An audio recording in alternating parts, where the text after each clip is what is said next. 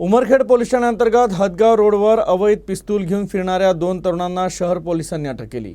15 दिवसांपूर्वी याच भागात देशी बनावटीचं पिस्तूल जप्त करण्यात आलं होतं। आता पुन्हा अवैध शस्त्र आढळून आल्यानं खळबळ उडाली आहे। उमरखेड पोलीस ठाणे हद्दीत गावठी पिस्तूल बाळगणारा व्यक्ती हदगाव मार्गावर असल्याची गुप्त माहिती पोलिसांना मिळाली।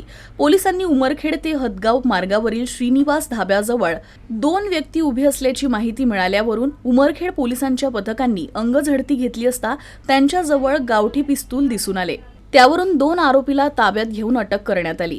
15 दिवसात 2 गावठी पिस्तूल सापडल्यामुळे उमरखेड शहरात दहशतीचं वातावरण आहे। जिल्हा पोलीस अधीक्षक आदरणीय डॉक्टर पवन बनसोड सरांच्या मार्गदर्शनाखाली अवैध शस्त्राच्या विरुद्ध मोहीम जिल्हाभर राबवली जात आहे। त्याचाच एक भाग म्हणून उमरखेड पोलिसांनी डीबी पथकाचे प्रमुख श्री PSI श्री सावळे, प्रोबेशनरी PSI श्री इंगळे आणि त्यांच्या पथकाने आज हदगाव रोडवर अग्निशस्त्राची कारवाई केलेली आहे। त्यामध्ये एक गावठी बनावटीचे पिस्तूल आणि मॅगझिनसह मिळालेला आहे आणि त्यामध्ये वापरलेली जी ॲक्टिवा गाडी आहे, होंडा ॲक्टिवा, ती सुद्धा जप्त केलेली आहे। माननीय पोलीस अधीक्षक सरांच्या, अपर पोलीस अधीक्षक तसेच आमचे DYSP आदरणीय श्री गायकवाड साहेबांच्या मार्गदर्शनाखाली